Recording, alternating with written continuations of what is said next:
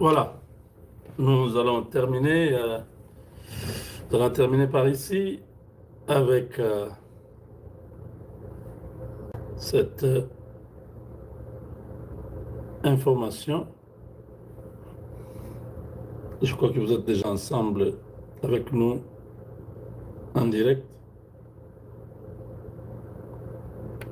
Alors, pour commencer, bon, pour terminer, chers amis, il y a quelque chose qui se passe du côté, d'Ouvira. Ouvira est dans le feu. Il pleut.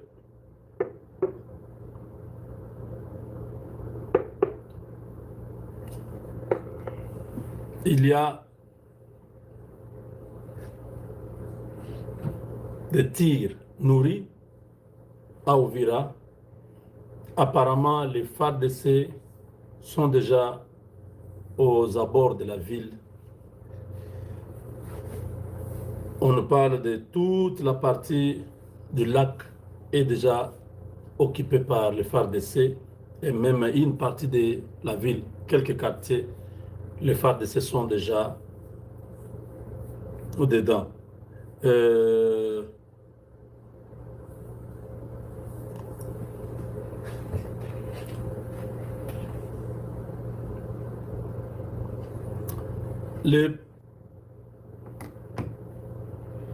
Le vice-président américain vient de parler tout à l'heure là, où il dit que tout ce qui se passe actuellement, il faut que vous puissiez prendre au sérieux le président Donald Trump. Et ça, il a dit, c'est valable pour les Russes, pour les Européens, pour les Africains, notamment Kagame. Il a dit clairement que tout ce qui se passe là, il faut faire très attention, prenez au sérieux le président Trump. Ça, c'est ce que déjà, c'est ce que les ministres des Affaires étrangères, le secrétaire of State, Marco Rubio avait déjà dit le jour où on a pris Maduro. Il a dit beaucoup de choses que nous avons promis. Les gens pensaient que c'était de la blague. Il faut prendre au sérieux le président américain. Beaucoup disent qu'ils ne font pas, mais ce que lui a dit, ce qu'il dit, il va le faire. Vous comprenez? Aujourd'hui, les États-Unis ont encore saisi d'autres bateaux russes. Les gens pensaient que le monde va s'écrouler, le monde va s'arrêter. Les Russes savent ce que les Américains représentent. On ne les minimise pas. Ils sont puissants, ils ont toutes les armes nucléaires, mais à leur niveau là, ils se connaissent. Parce qu'ils ont envoyé un sous-marin nucléaire pour convoyer ou escorter les bateaux. Et les sous-marins nucléaires étaient là en train de regarder. Ils n'ont pas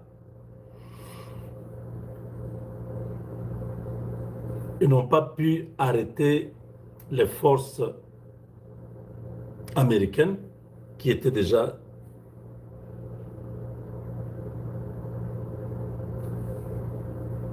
en possession de leurs bateaux. Vous voyez, tout le monde attendait, non, Poutine va réagir, Poutine va faire.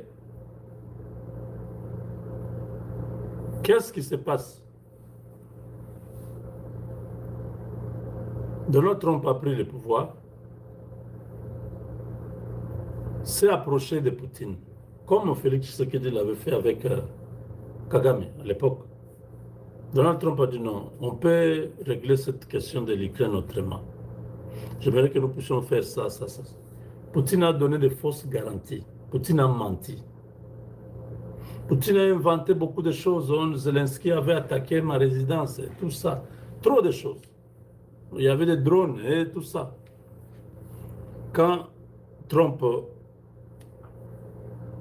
envoie ses hommes investiguer, les, euh, les agents secrets américains donnent les rapports que c'était faux. Poutine avait inventé un truc qui n'existe pas. Alors ça, comment, c'est un peu comme si cela avait brisé euh, l'honnêteté ou la sincérité de Poutine.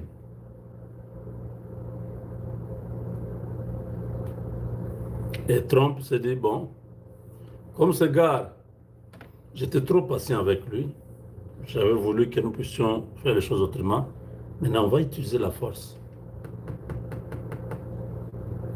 On va utiliser la force.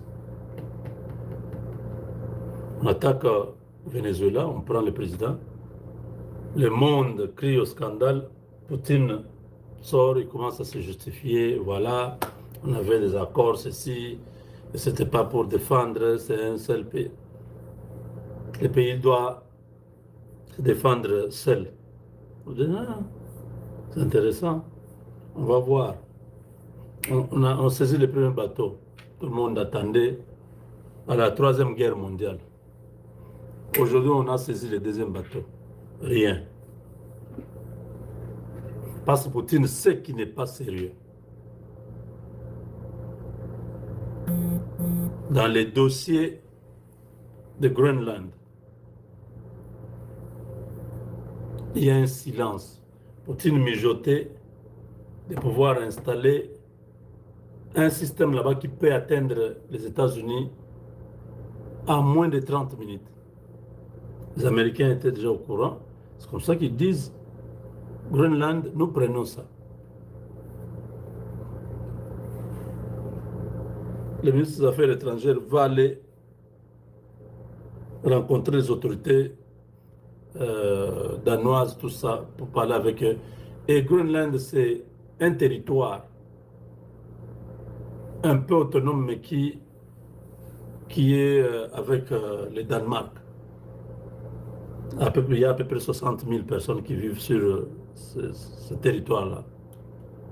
Les Américains veulent acheter tous les habitants de cette terre-là vont devenir automatiquement américains. Ils seront achetés avec leur terre. Donc, il va acheter des humains. Donc, le prix de cette terre-là, on va donner au Danemark, c'est y compris les individus qui vivent là-bas, et tous sont achetés. Ils deviennent automatiquement américains.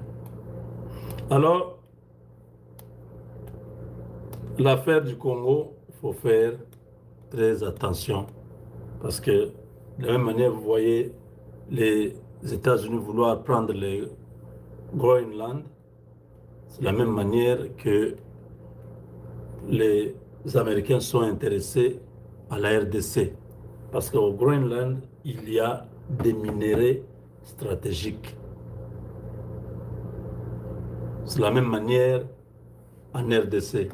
Il y a quelqu'un qui a fait une petite vidéo. J'aimerais peut-être que vous puissiez comprendre comment il a fait cette similitude-là.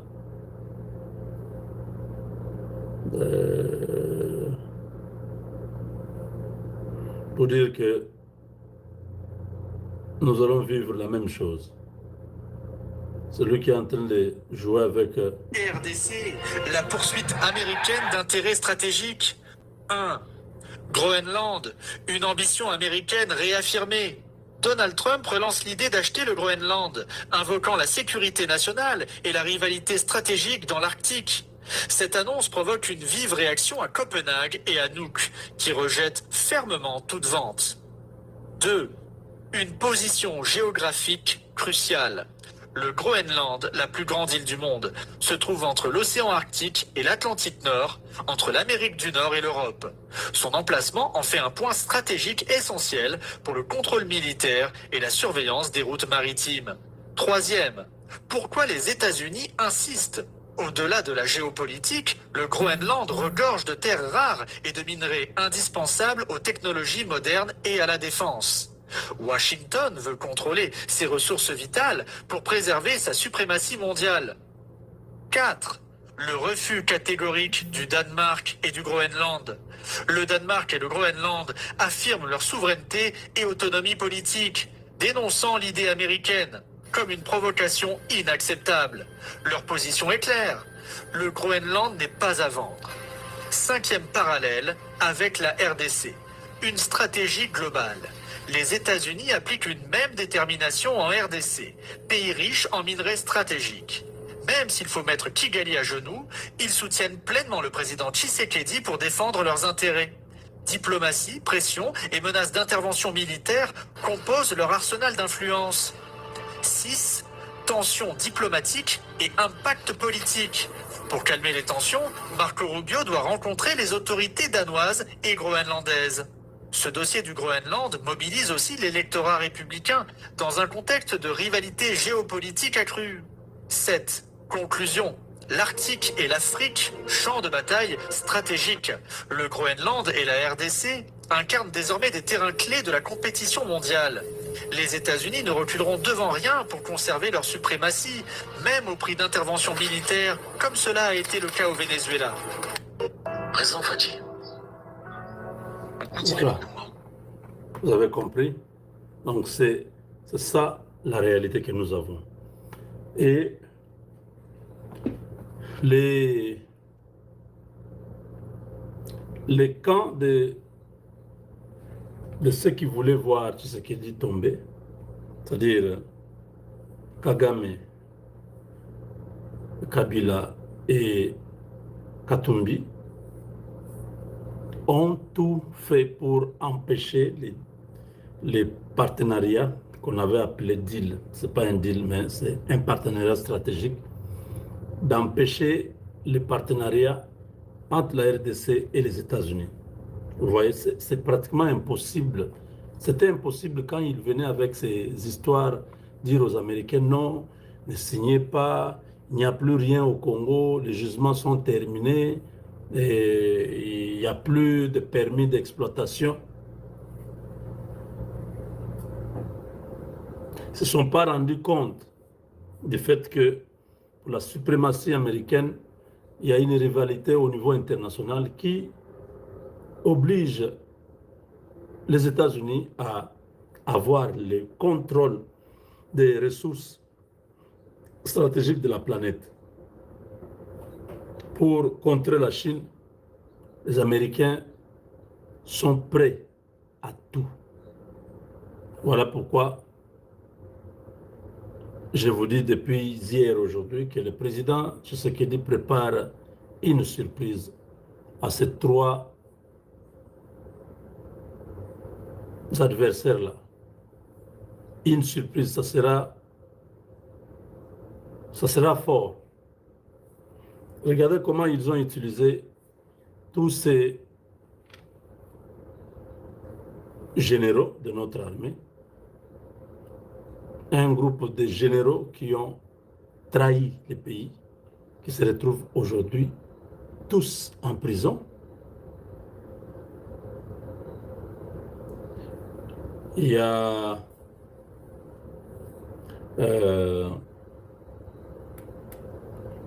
des gens qui disent non, le président Tshisekedi ne peut pas continuer à mettre les généraux en prison comme ça déshonore notre armée. Mais attendez, ça déshonore notre armée. Ces généraux-là ont permis au M23 de prendre 2 provinces de notre pays, d'humilier notre peuple, de massacrer des populations, de piller les ressources de notre pays. Vous dites que le président est en train de d'humilier notre armée. Ces gens-là n'étaient pas des patriotes. C'était des opportunistes qui se sont retrouvés dans l'armée. Le patriote, c'est Luboya en Kachama. Ça, c'est un militaire. Le patriote, c'est Edi Kapende.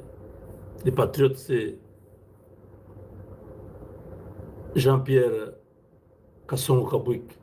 Ça sont des militaires qui ont prouvé qu'ils sont attachés à la République et servent avec loyauté le chef de l'État. Les restes là ne sont pas des généraux. C'est des gens qui nous ont vraiment humiliés.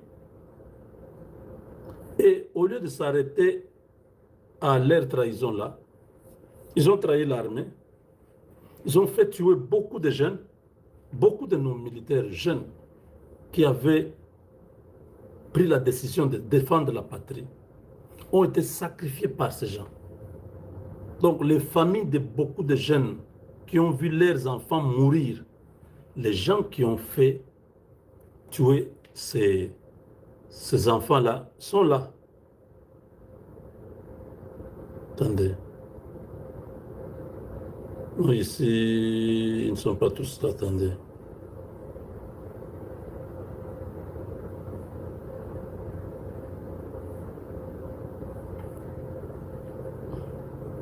Voilà, il y a celui-ci.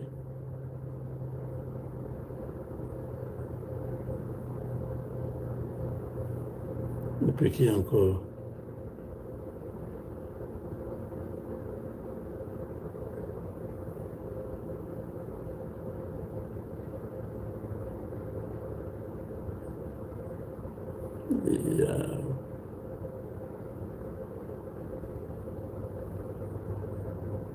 Il y a aussi celui-ci.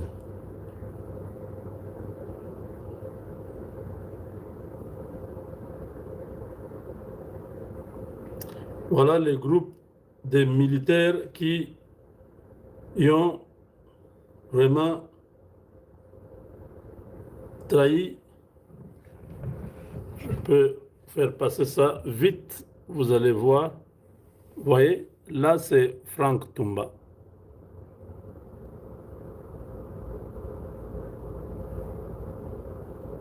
Là c'est à l'ambassade de France, le jour où on est en train de les décorer, vous voyez. L'ambassadeur est en train de décorer Ndaïwel et Franck Toumba est juste à côté. Ils sont là en train de prendre le champagne, Ndaïwel et Franck Toumba à l'ambassade. Vous voyez, les décors étaient plantés hein, pour un coup. Voilà, Chouéoué. Voilà, Filemon Yav. C'est un groupe de gens qui devaient être, si Tshisekedi n'était pas un homme de tempérament réservé, quelqu'un d'autre, tous ces généraux seraient déjà morts à ce moment. Vous allez seulement apprendre, oh tel, on l'a trouvé, il s'est pendu. On trouve tel, oh non, il y a eu des troubles, les prisonniers se battaient, on l'a poignardé. Tu apprends l'autre, oh non, il a piqué une crise, on l'a amené, il est mort. Donc, tous ces généraux seraient déjà tous mis à mort. Parce qu'ils n'ont pas hésité.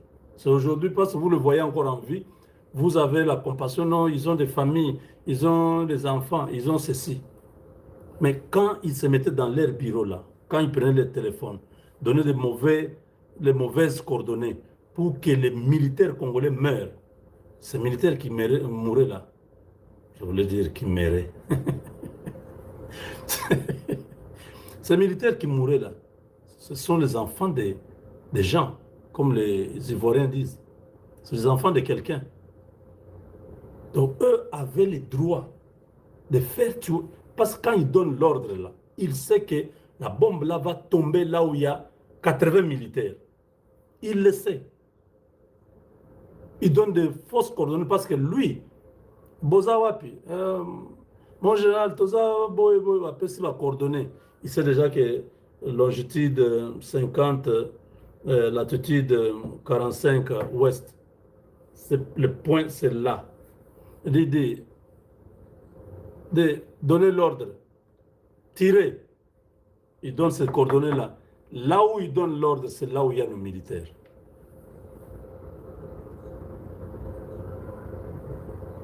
Vous voyez comme ça, une bombe tombe. Tous les militaires même. Comment? Comment ça? Et c'est lui qui donnait les ordres parce qu'il était aussi là.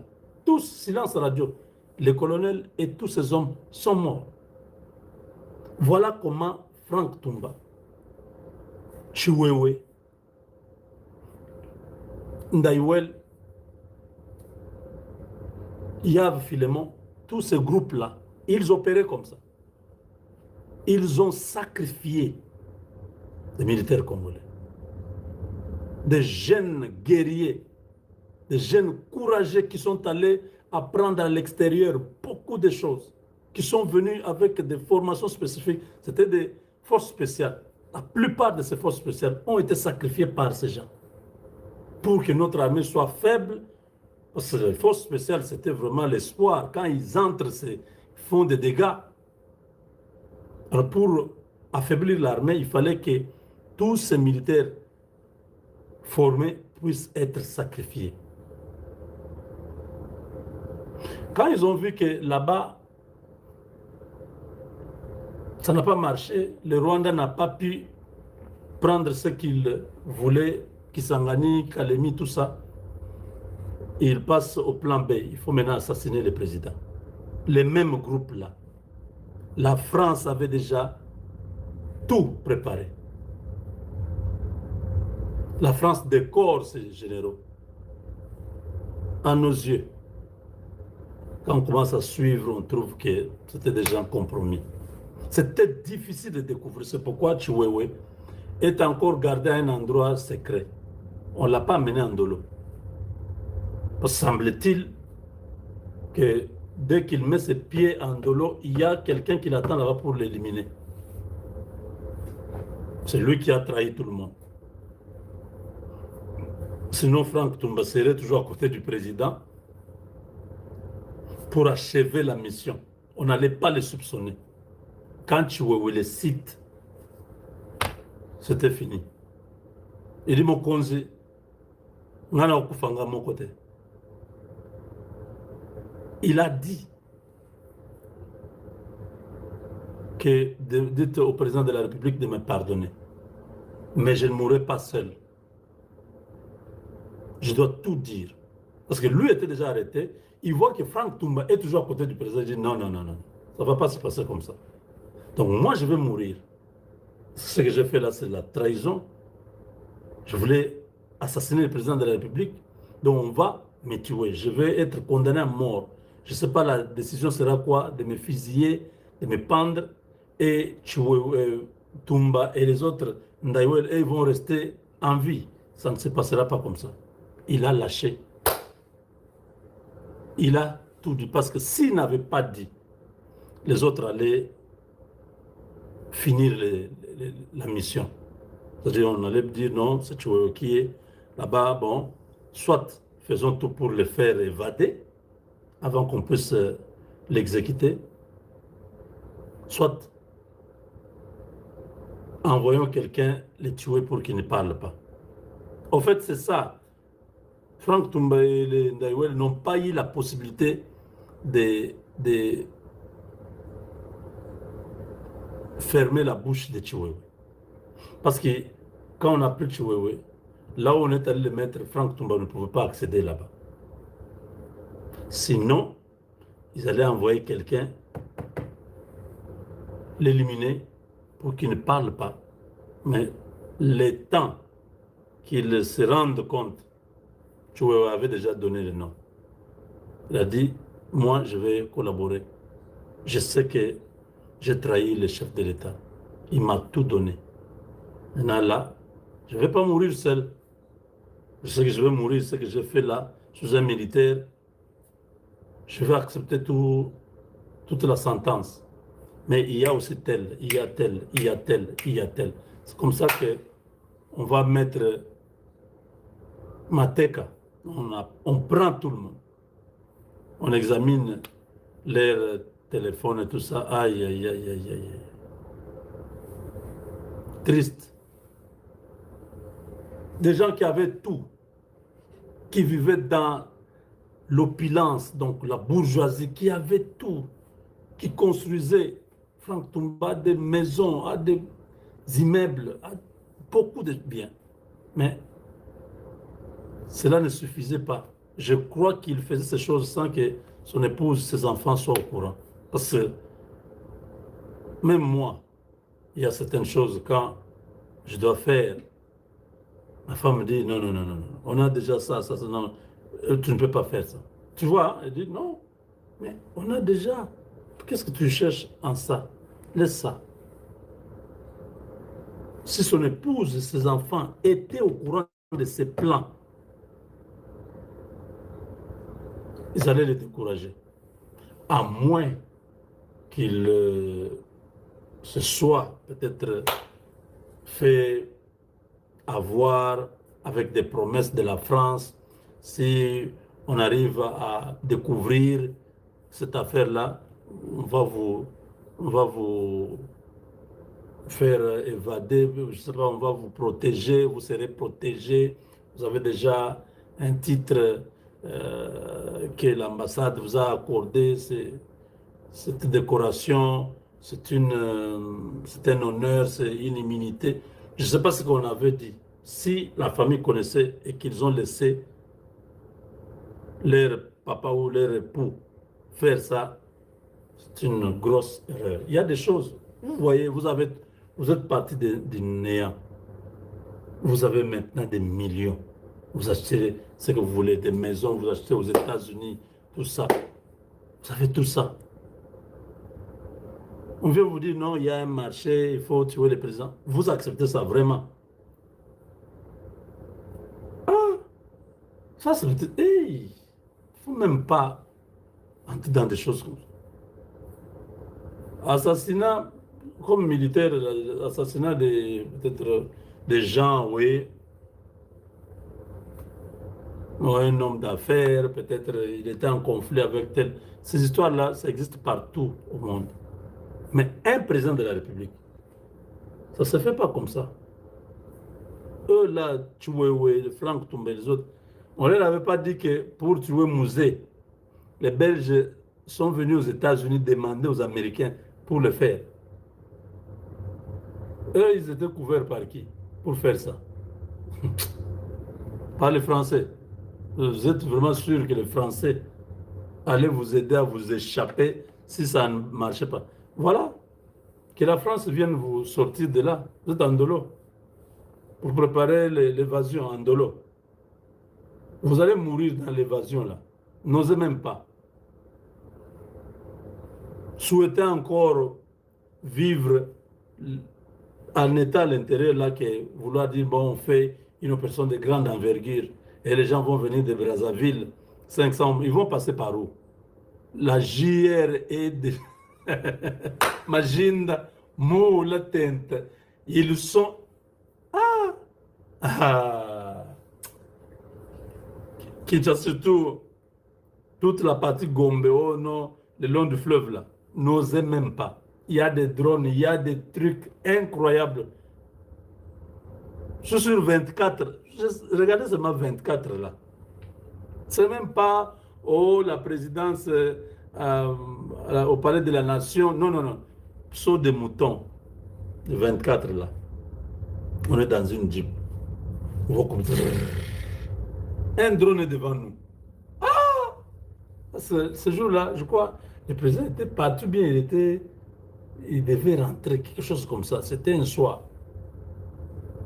On se dit, sécurité, ça, somme, blague à part. Hein? Un drone qui vient vous parler à l'oreille. Moubenga, ça va? Je te vois, Moubenga. Coucou.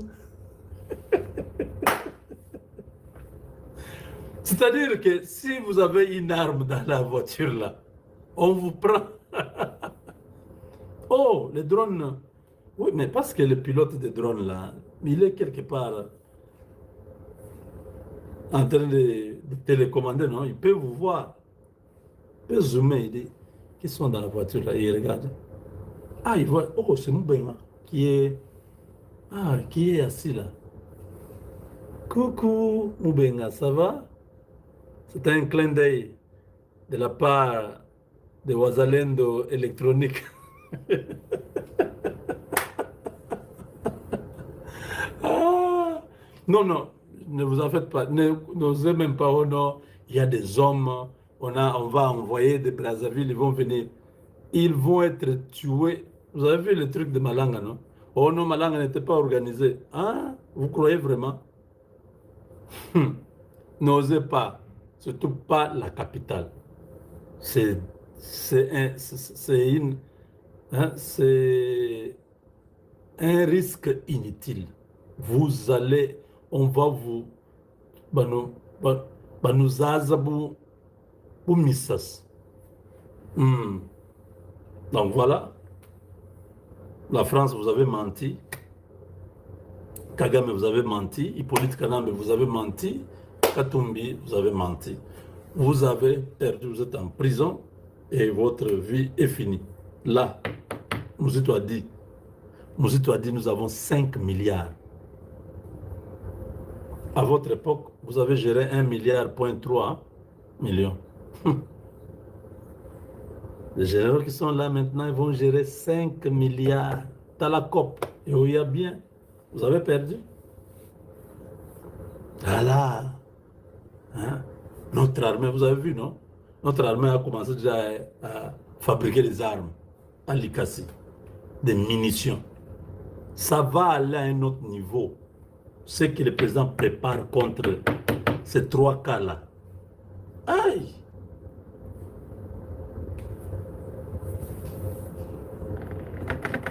Donc, le vice-président américain a dit, faut prendre au sérieux, prenez au sérieux ce que Donald Trump dit. Il a dit ça. Attendez, est-ce que je peux retrouver ça? Ça y est où? Voilà. I recently purchased the most popular glucose meter online. Attendez.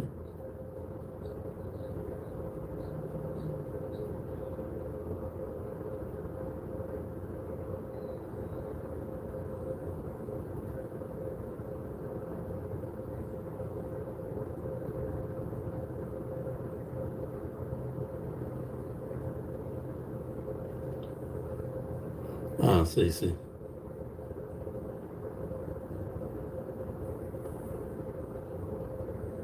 Soyunridi, le vice-président américain Vance, sur la question du Groenland, c'était il y a quelques instants. First of all, Secretary Rubio, I believe, is... Tout d'abord, je crois que le secrétaire Rubio va rencontrer les dirigeants du Danemark et du Groenland la semaine prochaine. Nous continuerons de délivrer certains messages en public, certains en privé. Mais je crois que mon conseil pour tous les leaders européens et n'importe qui d'autre serait de prendre le président des États-Unis au sérieux. Alors ce que nous demandons à nos amis européens, c'est de prendre la sécurité de cette zone plus au sérieux. Parce que s'ils ne le font pas, les États-Unis vont devoir faire quelque chose à ce sujet. Vous avez suivi? Il dit un conseil. J'aimerais dire à nos amis leaders européens et à n'importe qui d'autre de prendre le président des États-Unis au sérieux. Vous avez compris ça? Ah, peut-être vous n'avez pas bien compris, hein? Attendez.